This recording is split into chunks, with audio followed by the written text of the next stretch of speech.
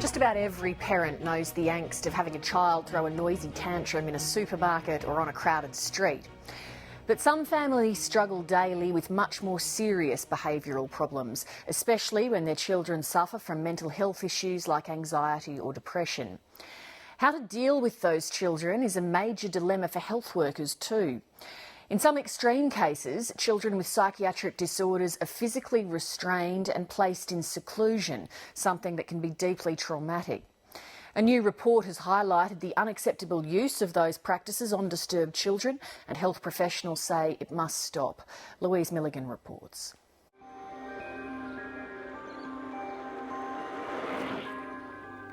Every day, Karen Hall goes for long bike rides. But not all of her journeys this year have been this pleasant. I was disgusted. I felt helpless. I felt like the most useless mother in the world, that I couldn't even protect my child from this happening. The child Karen Hall speaks of is 10 years old. As a young boy, he was diagnosed with anxiety, depression and oppositional defiance disorder, which causes behaviour like aggressive swearing. Earlier this year, Karen Hall brought her son to Melbourne's Austin Hospital's Child Psychiatric Unit. There were children in there that their voices will forever echo in my mind. The screams, seeing them restrained, seeing them put in room, the chill-out room. The chill-out room is in fact a seclusion room, and it looks like this. This is an adult version in the same hospital. When Karen Hall's son became highly agitated, this is where staff put him. They call it the chill-out room. What would you call it? A lock-up. One night, she could see her son escalating into a meltdown. She asked for medication, but none came. He tried to punch a nurse. Staff brought him to the chill-out room. They grabbed him and they threw him to the floor face down, and he wailed around,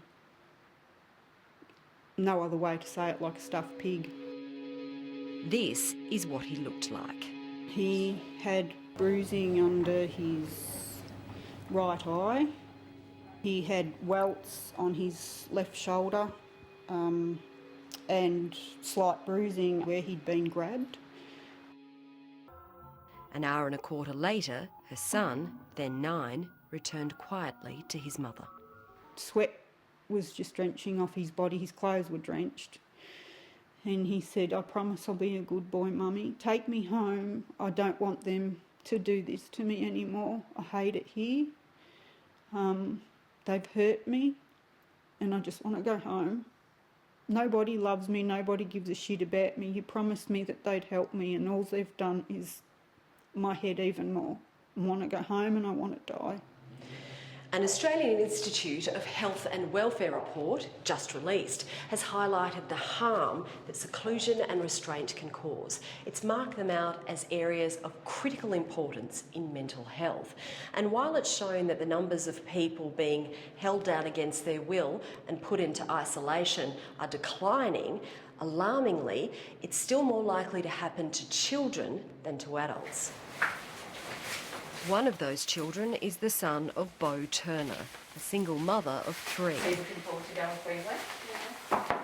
Ms Turner's son Saxon recently celebrated his 8th birthday.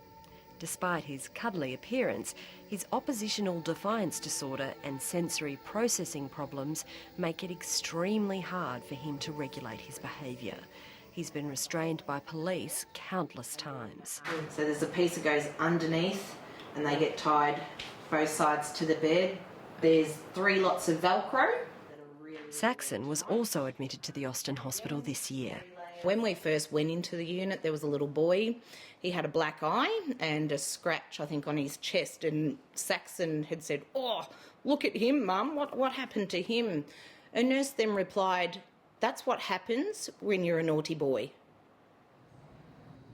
Saxon became well acquainted with the chill-out room. He hated it, absolutely hated it.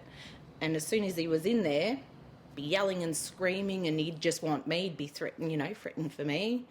And as soon as they'd let him out, he'd run and have another meltdown, I guess, because he was in there. So clearly it didn't work. Sometimes the little boy was held face down. 5 nursing staff on him at the one time. How old was he at the time? 7. Bo Turner says Saxon spent up to 2 hours a day in the room. If it was extra bad, they would then chuck him on the floor there and then and put him in a hand restraint, usually with his arms behind his back, and 2 people would sit side by side and hold him, sometimes with a towel over his head. How did he react to that? Oh, he went crazy, hated it. It was like mummifying him. Do you ever think it's acceptable for a young child, 7 years old, to be slammed face down on the ground by 4 nurses and have a towel placed over his head? Is that okay?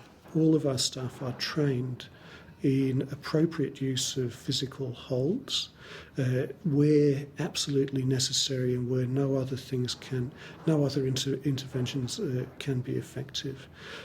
They're certainly not trained to slam people to the ground or to use towels as a restraint device over their face. And I wouldn't expect that to happen.